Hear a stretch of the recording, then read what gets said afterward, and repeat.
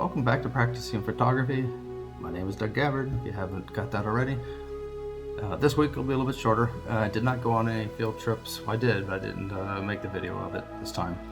But instead, I'm going to talk about an article I read from Petapixel and a little bit of twist on how I do it.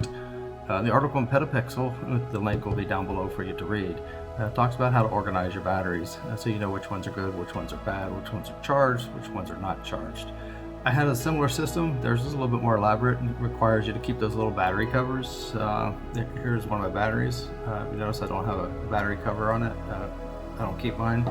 Maybe I should have. But in the Petapixel article, they put a label on the battery cover so you can alternate the covers and let you know which one's charged and which ones are not charged.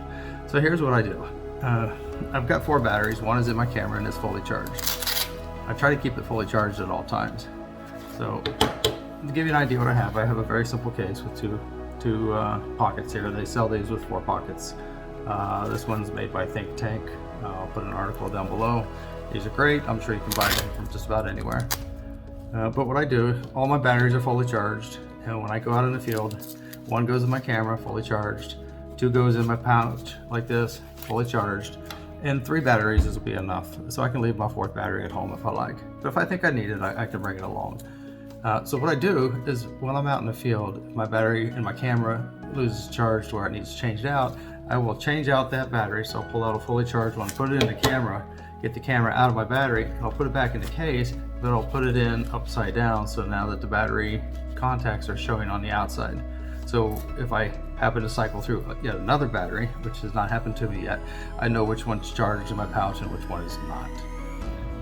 The other thing I do, if I happen to take all 4 batteries, but like I said, I've never needed to cycle through 3, so bringing all 4, I generally don't bring all 4. But if I did, because I was going on a longer trip, what I would do is either get a larger case that would hold at least 3 batteries, or the first battery that I swap out would be loose in one of my pockets in my camera bag.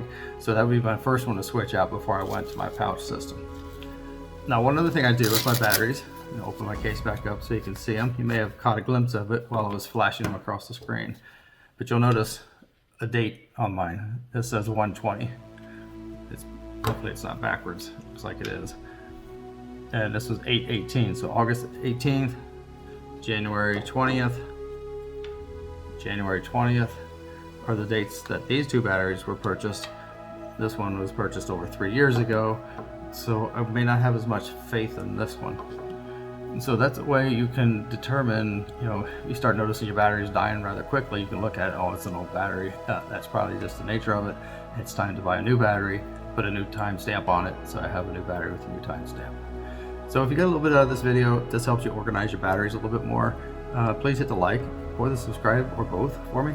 And down below, it definitely will help out my video content. And I'll talk to you next week. Have a great day.